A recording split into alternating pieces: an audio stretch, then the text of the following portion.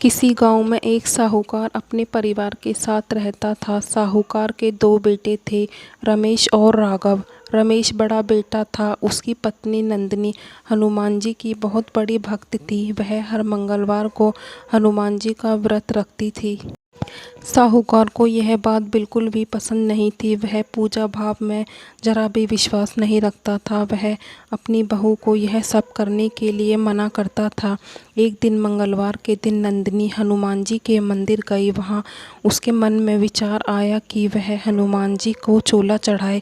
उसने घर आकर यह बात सबको बताई, पर साहूकार ने मना कर दिया। नंदिनी ने अपने कुछ बचाए हुए पैसों से चुपचाप चोला खरीदकर हनुमान जी को चढ़ा दिया। कुछ दिन बाद यह बात साहूकार को पता चल गई। वह गुस्से से घर आया और उसने रमेश और नंदिनी को खूब डांटा और घर से निकल जाने को कहा। नंदिनी ने माफ़ी मांगी, पर साहूकार नहीं माना और दोनों को घर से बाहर निकाल दिया।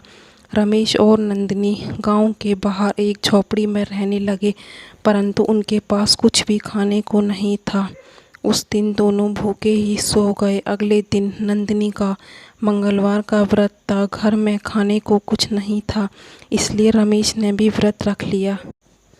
शाम को दोनों हनुमान जी के मंदिर गए। मंदिर में जो प्रसाद मिला उससे उन्होंने अपना व्रत खोला और रात को जब दोनों सो गए तो नंदिनी को हनुमान जी ने सपने में दर्शन दिए और कहा, यहाँ से उत्तर दिशा में एक गांव है। गंगाराम जी के सेठ जी की बंजर ज़मीन है, उस पर खेती करो। इतना कहकर हनुमान जी अंतर्ध्यान हो गए। सुबह नंदिनी ने रमेश को यह बात बताई, पर उन्हें समझ नहीं आ रहा था कि बंजर ज़मीन पर खेती कैसे होगी।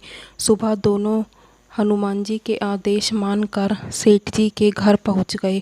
रमेश ने उनसे बात की और कहा, सेठ जी, आप वह बंजर ज़मीन मुझे खेती करने के लिए दे दीजिए, पर मेरे पास देने के लिए कुछ भी नहीं है, परंतु जो भी फसल होगी उसका आधा हिस्सा मैं आपको दे दूंगा। सेठ जी ने उसे समझाया, वह ज़मीन सालों से बंजर पड़ी है, उसमें कुछ नहीं होगा, पर रमेश की विनती करने पर वह मान गए।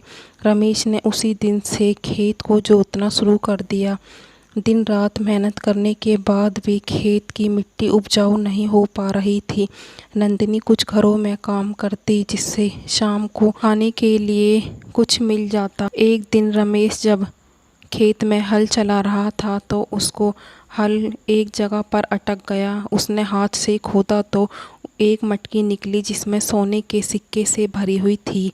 रमेश को बात समझ में आ गई। हनुमान जी ने उसे इस बंजर ज़मीन पर खेती करने के लिए क्यों कहा है।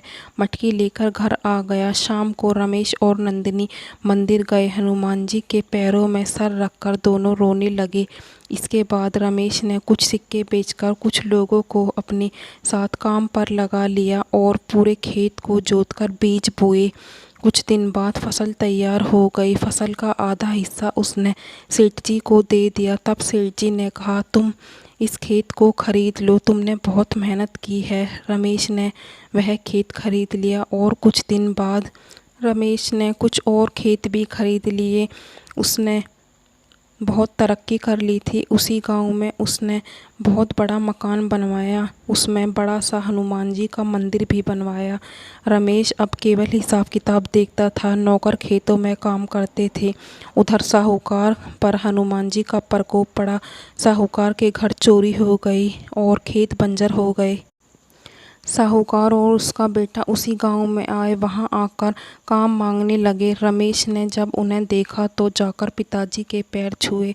साहूकार ने उसे सब कुछ बताया। रमेश ने पूरे परिवार को अपने साथ रख लिया। तब साहूकार और उसका पूरा परिवार मंगलवार का व्रत रखने लगे और हनुमान जी की भक्ति में लग गए।